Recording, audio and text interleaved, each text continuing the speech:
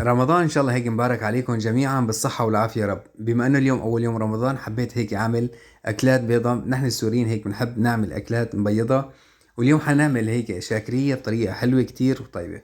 عندي هلا هون كيلو لحمة عظم بعظمن، او فيكن تجيبوا بلا عظم. بنحطهم هيك كمان بنقليهم شوية مع زيت. وعندي كمان هون البصل، حبات هيك صغيرة بصل جبتهم. هلا قليت البصل وبرجع بشيلهم للبصلات. وبنرجع هلا بنجيب مي هون بعد ما قليت اللحمة، بنحط لتر ونص مي. وبرجع كمان هيك من عطر هيك اللحمة، بنحط لهم هيك شوية معطرات يلي موجود بهارات عندكم. برجع كمان بحطهم نص ساعة. هلا هون اللبن عندي لتر ونص لبن، بحط لهم 3 معالق نشا، بخلطهم وكمان هيك بصفيهم حتى ما يبرغل معي.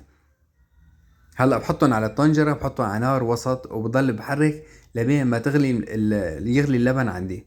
برجع بحط لهم بعد ما غلي اللبن، بحط لهم معلقة من الملح، وبحط كمان 2 كوب من مية اللحمة. او بتضلوا كمان بتزيدوا مي لحتى هيك السماكة اللي بدكن اياها انتو بتوقفوا. هلا حطيت هون كمان البصل واللحمة، وبخليهم يغلوا هيك تقريبا لحتى يشد معي اللبن، تقريبا شي 10 دقايق ربع ساعة على النار، نار وسط.